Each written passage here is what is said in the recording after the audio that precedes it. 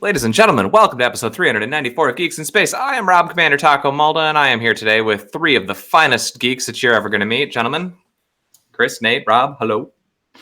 My name's Chris DeBona, and I am a meat popsicle. Nate, you're just making the eyes. I'm Nate, and it's spooky behind me. It is. I'm Rob, and I've said enough already. Maybe too much. You can just sign right off, call it good. You still Nate, hey. I have to ask you, next to Inky, Blinky, or whoever Clyde there, is that a Nazi lightning bolt collection on the left? I think it's supposed to be Nazi it looks like lightning bolt. Yeah, it looks like you're a member of the SS. Do you have something you need to tell us? I was thinking drunk Millennium Falcon. Oh. No, that's it's a moan from the ghost. That's saying, ooh. Okay. I'm much happier that you're not a Nazi. That's cool. I appreciate that. I'm up, glad man. I'm not a Nazi too. Yeah. It's an upgrade from earlier. So, guys, we got a mission. I know. It's been a while since we raided the ISS, but they got wine. So it's time for us to take them down. Everybody got enough fuel in their escape pods. We don't have to rush into it because they'll have wine for the next year. That's how long they're aging it in space because of reasons. Science wine. Yeah. Yeah. Ideally, next November we should rate it to get the optimal flavor and character. Right. Of the wine. And I'm no chemist or anything, but as far as I know, once you bottle it, you're boned. Yeah, the aging process has virtually no use. Like nothing happens once it's been bottled in glass. So I don't know. I think that in the case of wine, there's still a change that undergoes. I just think this is not real science. I hate to say it. We need to take it from them. I think we should take it from them and drink it like in one night. I know there's 12 bottles and that's a lot to drink, but maybe we can bring some friends over. We should probably save one to sell because I'm sure someone will pay an exorbitant amount of money for it. Space wine. I think that's what's really going on here. All this tetrazine fuel ain't free. Well, this is the thing. It's like, so it went through the shock of going into orbit, right? It went through whatever weirdness and microgravity and the change of, vectoring and the rest. And it's like, this is not aging, it's space age. I guess it is space aging just because that's what it is, but this is dumb. This is not science. This is not even like vinology. This is BS. This is, press release. It's a press release. And it's the kind of thing, honestly, that makes NASA kind of a joke, when they do this kind of stunt. I have to be honest. NASA is a joke in my town. What's that? I said NASA is a joke in your town. Well, when they do stuff like that, yeah. This is not science. I'd be more interested in performing the experiments. Like, how when you drink that little tiny free bottle of wine that you get on an international flight and you get totally messed up because you forget that you're, at like 50,000 feet and like your brain is acting differently with all those cool little chemicals. It seems to me that your brain would act equally weirdly different in space. So for science, I think that we should just all get super smashed. Yeah, I agree. Done. Amen, brother. I honestly, if I ever went to like a space station, like if I in the world where I have that much money, which is not a world that I live in, I would take like a bottle of something up there and bring it back and say, "Hey, space whiskey, bitches," and sell it and pay for my trip. I don't know if that's going to pay for your trip because you're going to get 20 shots out of that bottle. You got $10,000 a shot. To be fair, Chris didn't say how much space whiskey he'd bring with him. Well, you're only given like a 50 kilogram allocation, right? So yeah, that's like what, a case? That's still a lot of luggage to bring to space. I would think space would go over your weight just a carry-on. I think your bottles of wine from your carry-on to your to the stowed luggage, and then it's okay. Well, the real question is it going to survive the landing in the Russian steppes, when the bears are attacking and you're shooting and you have a whole shootout going and, the Russians are like, look, he brought us the whiskey. We will not kill this astronaut, One the vodka. Right? Space-age vodka it's vodka. Mm-hmm. That's true. I am glad that Nate and Chris are both here for the thing that I put up on Boot Sector Games. So cool. Which you actually should check out if you haven't seen it. I haven't seen it yet, and I'd love 8-Bit Guy, so I'm saving that one. That's going to be a special occasion for me.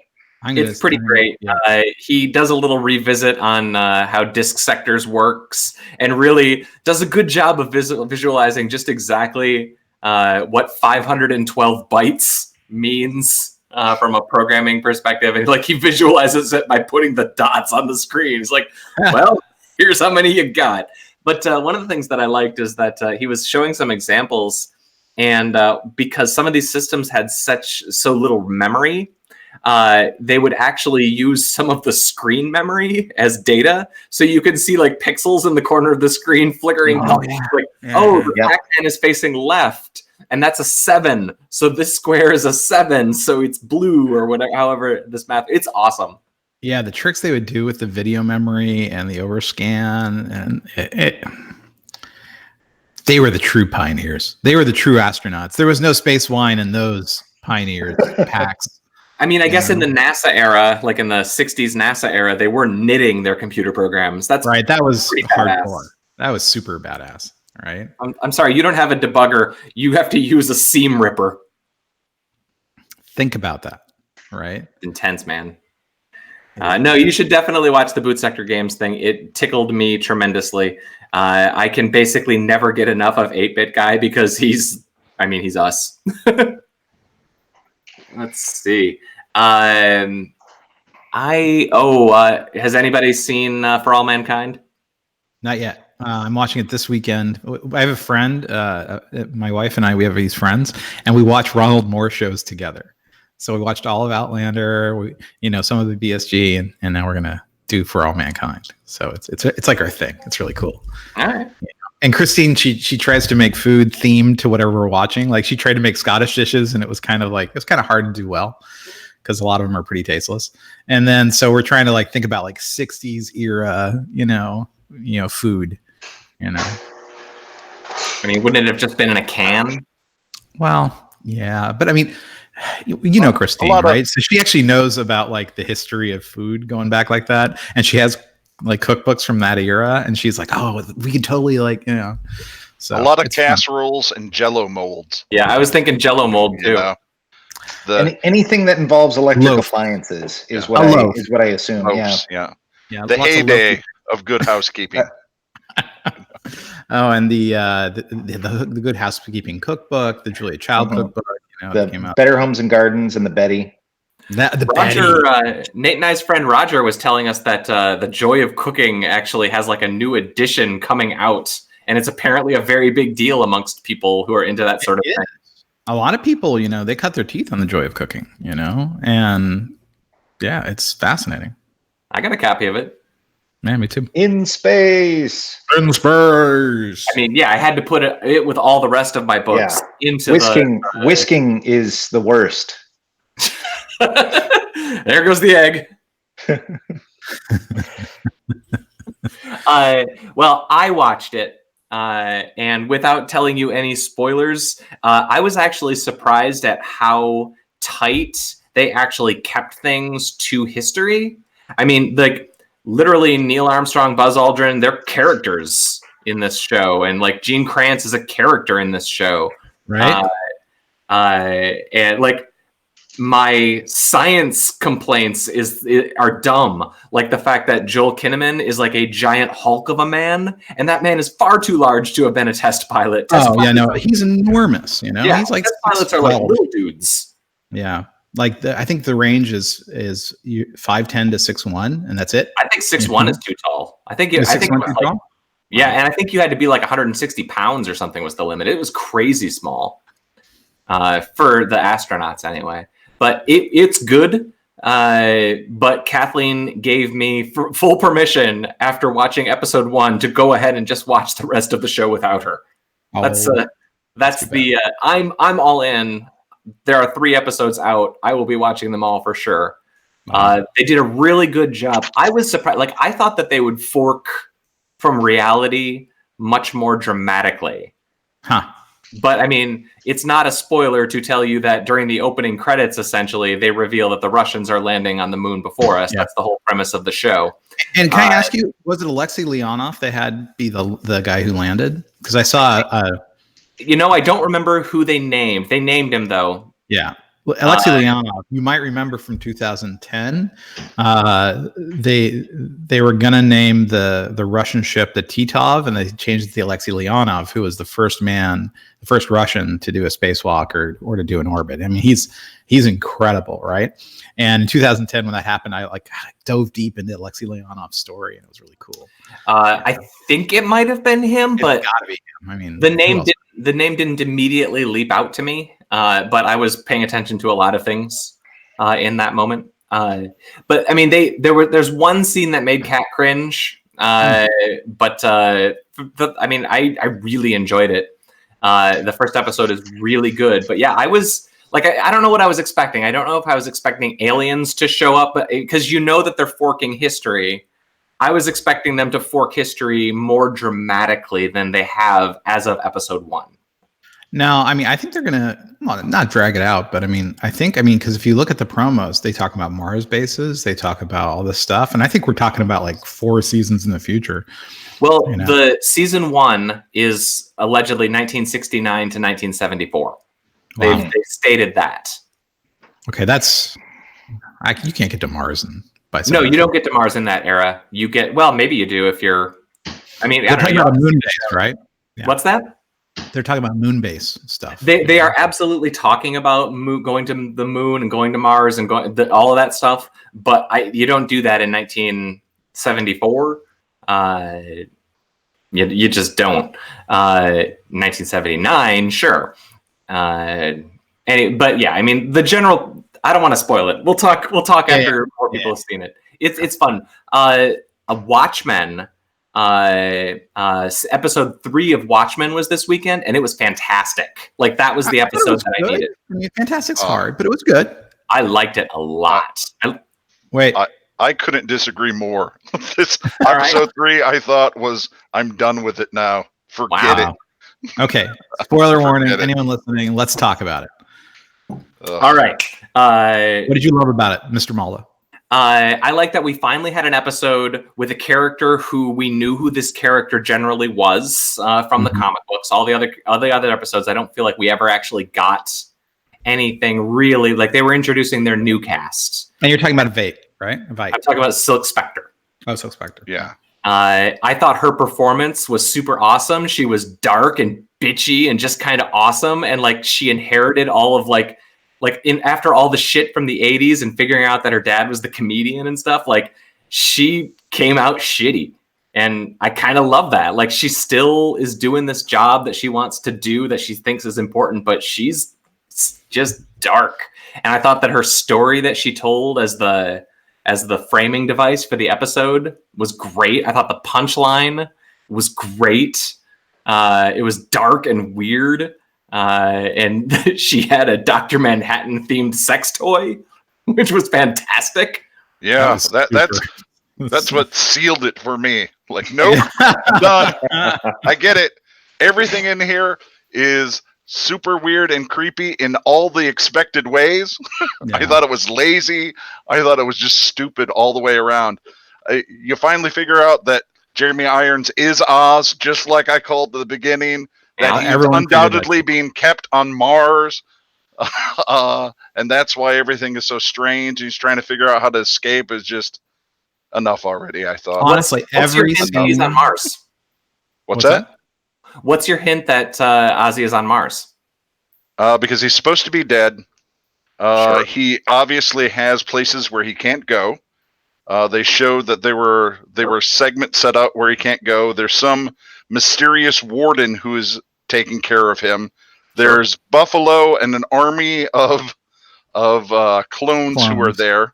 Mm-hmm. And the entire episode is about how Manhattan is on Mars. No one's seen him. It was very Manhattan heavy. It seemed obvious to me that that's where he was. I haven't seen a single thing to say that he's on Mars. He built the spacesuit for his dude, and he ended up frozen to death when he obviously sent him out of the borders where Manhattan has provided air. All right, I buy that. I buy your theory. I forgot that the guy was frozen. Yeah. So I'm my okay. So I actually really like the Silk Spectre storyline up until the sex toy. I was like, oh, come on. I laughed. I thought it was awesome. I was like, but then every single scene with Jeremy Irons and the weird clones, I was just like, I get it. You want to be weird. Okay, sure. Yes. I was like, I hate to say this. I don't treasure Watchmen's weirdness storylines at all. So doubling down, tripling down on weird Jeremy Irons, who plays a wonderful weird person. To be clear, he's a top. Like, you want a weird guy? It's him, Crispin Glover. Who else, right? But like, dude, it was just too much. I just didn't care. The space squid was not an integral part of the Watchmen experience for me. No, it was you know what I mean? It was, yeah. So I don't need more space squid level weird. I mean, they've been carrying that through the whole show, right? It was raining squid in sure. in episode 1. I just use the squid as an example. Sure. It's representational squid. Not representative of my general hate of cephalopods. Just whoa. Yeah. We're not coming down on cephalopods, are we? Yeah. That seems a little much. So yeah, I wish they would have more meat and less weird, I guess is where I'm at with Watchmen. I have to say, like, I'm not enjoying is the wrong word, but I'm into the whole 7th Cavalry versus the cops versus the Watchmen storyline. I think it's good. I think there's a lot of meat there on that bone. And like, again, what's that? That was the previous episode? That was the whole episode. I mean, it was all her going in, because like this was the episode where they connected the dots between the comics and the show, and it was joyful for me. I loved it. Maybe I shouldn't judge the whole show on this one episode. It'd be like judging, Sandman when he does the handoff from the old Sandman to the new Sandman, and in the first 8 episodes of the Gaiman run. Doesn't Superman show up for like one frame or something? Yeah, it's like this whole like handoff to the new Vertigo. I mean, don't get me wrong, I'm going to still watch the show. Oh, well, I just thought that last night's episode for me was like, okay, I see what you're doing, and I would rather you just tell a story. I loved all the tension between Silk Spectre and whoever the new woman is from the South, Night Sky or whatever. Yeah, but I mean, that character's been done how many times? She hates what she used to be now. I mean, that isn't groundbreaking. That's exactly who you'd expect to be in that role, Just whatever. Fair enough. I think we can agree that Batwoman sucks, though. Holy crap! I haven't watched this week's yet, but I'm gonna. Is it that bad? It's background noise for me now. I can't even pay attention to an entire episode. The last one, and I will say that the last episode, not this week's, I haven't seen this week's, but last week's episode, I managed to watch the whole episode. And I can't say that about the previous episode where I literally, like episode 2, I literally got 5 minutes in and then realized the episode was done. And the rest was just dragging out, brooding with Oliver Queen or something, or just boring. Not even that good. Do you guys watch are you up to date on Silicon Valley? Do you care? I actually just finished watching the new episode 20 minutes ago. How about you, Nate? You've been very quiet.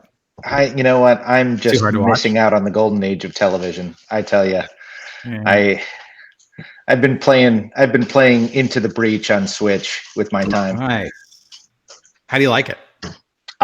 It's the first time I picked it up and played it, it didn't grab me, and then I kind of figured it out, and I figured out like going through all of the challenges with all the different robot crews, and like now I'm like I am on I think it's 7th robot crew of 8, and like getting all the achievements is really hard, and I'm just like sucked in. Mm-hmm. So that's from the same guys who did FTL, right? Yep. Yeah. I loved FTL. I played the crud out of that game. This one I feel like is a little bit more. It's a more puzzly than FTL was, but like if you like, sort of like chess problem type games, like every sort of level is like, chess problems. Like it's just figure out how to do as much as you can in few moves as possible. Yeah. Okay. But let's see here. I might go see the new Terminator this afternoon, but I don't think I want to. It's either going to be good or it's going to be terrible. It bombed. It's supposed to be. Yeah, it's supposed People to have be been saying it ranked bombed, right in the middle. But it seems like the kind of thing that, again, it's the law. We have to go, Yeah. or see it on a plane, right? That's a plane movie for me. Well, it did make I think it was number one. It made the most money, but the amount of money it made was like a quarter of what they anticipated. Chump change. And on track to not do very well. So. Yeah, what was it? They were saying the third bomb for that franchise in a row. Yeah. I mean, they keep making them. It's just time, right? Just time. Put it away. They're just filling time waiting for Frozen 2. Electric Boogaloo. So I want to tell you something about Terminator. So the third Terminator movie, I actually liked it. The one with Claire Danes and the weird stringy methy guy, and I thought it was good. I don't even remember I the love the order way of it them ended. besides the first two. Is the third one the one with the lady Terminator in the red leather suit? Yes. Okay. Yes. Kristanna Loken. So there you go. Yeah, it's the one with her, and then you have Arnold like defending him and Claire Danes so that they could repopulate the Earth or whatever. Yeah, it's really good. I liked it. I liked the hell out of that one. But everything after it was just a smoking hole in the ground. I don't know. I thought that the Christian Bale thing was kind of unwatchable. I didn't even get through it. I got maybe an hour into it. I watched it in the theaters. Oh, no escape. Wow.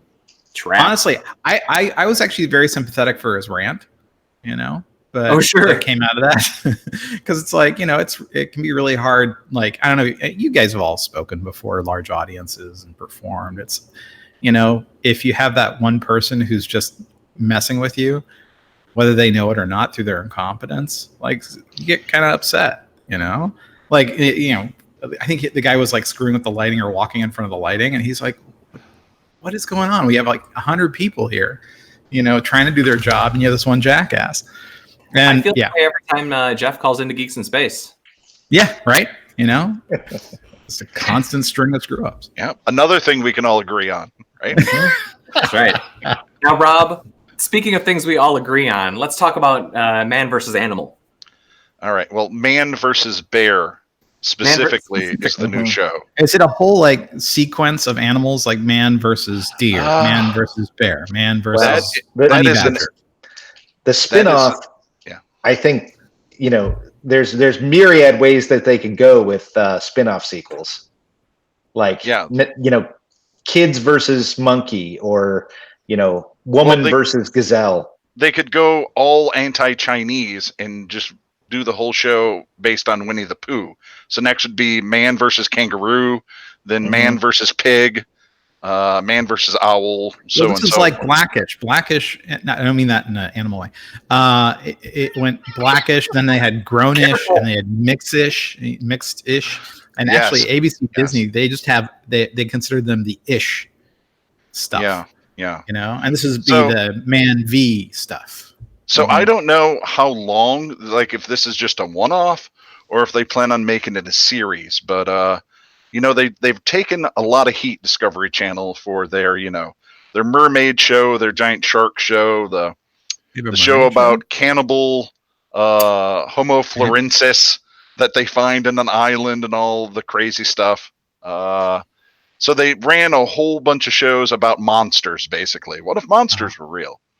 And now this purportedly is, I forgot about the show they did where a man was going to be swallowed by an anaconda, which which there's just physical reasons that doesn't work.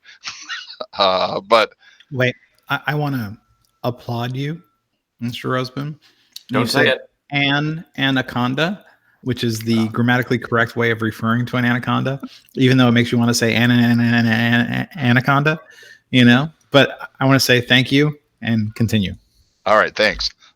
So anyway, this one, a people compete in physical activities versus bears. Like the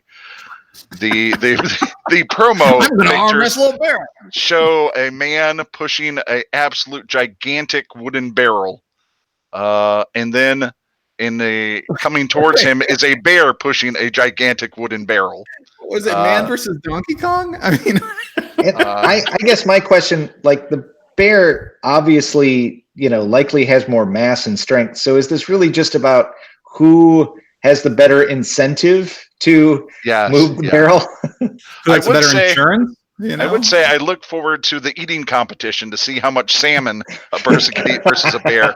But on the NBC show that was Man versus Animal that we talked about before we started recording, they actually had a bear go against the famous Japanese hot dog eater. What's his name? Kobayashi? Yes. Wait, do bears like hot dogs? To see if a grizzly bear could eat more hot dogs than a human being, and it turns out they can. The answer is yes.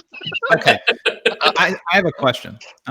So Kobayashi's agent agreed to take his prize asset, the hot dog eating man of New Jersey, and put him in a room with an extremely hungry bear. Like, why would he stop at the hot dogs? Why didn't he just pick up the skinny little Japanese man next to him? Unfortunately, it was outside and they had their own bowls. Now, I'm with you. It would have made a much better show if they were like locked in the janitor closet and they had to share a bowl of hot dogs. Right, one big that would bucket be much more fantastic. But and like two species enter, one species leaves. Oh, that's the title of the next show. 2 species enter, 1 species leaves. So yes, thank you, Discovery Channel. Man versus bear.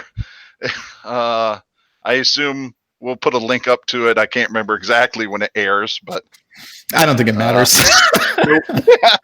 Soon. I mean, content like that is perennial. It lasts forever, and it's always fresh. The Discovery Channel or the History Channel in the present day? I missed the first part of that. What was that? What makes you more sad? The Discovery Channel or the History Channel? Because both have literally nothing to do with what, like when we were kids, like you would. The History Channel was the Nazi channel. You could learn everything about the wars. You could learn anything about history. I would probably say History Channel too, because history is more grounded than most science. There is some fringe science that gets into weird things, but history for the most part, I mean, it's history. It's set. There's all you can do is interpret it or report it. So probably the History Channel is more disappointing to me. It's funny because I'm looking at their list of most popular shows on the History website, and we have Ancient Aliens. We have History Vault. I have no idea what that is. The Unexplained with William Shatner, which I know probably makes Ancient Aliens look well researched. You have The Curse of Oak Island. You have Forged in Fire, which I guess is a blacksmithy show. It is, yeah. So is that really a reflection of the History Channel? Is this really a reflection of the History Channel, or is this a reflection of what people will watch on basic cable? Like, I think this is more, we need to look in the mirror as television audiences and say, like, they're going to produce what people watch, and what people want is, ancient unsolved mysteries with, Will Shatner. But then the Discovery Channel is basically, I mean, for a while, it was basically that entire channel was people making motorcycles and giving other people tattoos. Yeah. So, Man versus Bear premieres December 4. And evidently this isn't a one-off, because each week... Who premieres in December? Each week, 3 grizzlies, Bart, Honeybump, and Tank, take on 3 new human competitors. I'm putting my money on Tank. To test their limits of strength, speed, and stamina. Strangely, the humans have the same names as the bear. Yeah, those were the people. I hope that they have the decency to at least they should cast humans from other Discovery Channel shows. So you could have like Paul Senior and that. Oh, that's true. You could have the Pawn Stars, like, between 4 and 6 of the twins or the quadruplets from the John and Capeless 8. Can you imagine all those extra Duggar children that you could just like feed to bears? You'd make a fortune in that series. A tug of war between Chumley and a grizzly bear. It'd be fantastic. I'm all in, baby. All right, with that, I'm going to throw up the goodbye slides. What episode number was this, Mr. Mulder? This was number 394. Okay, we have to make sure we get Jake/John on the calendar for 400. So he's going to be there for us. The outro slide is up. Nate, Chris, Rob, thank you so much for joining me on episode 394 of Geeks in Space. I'm Rob Commander Tackle Mulder.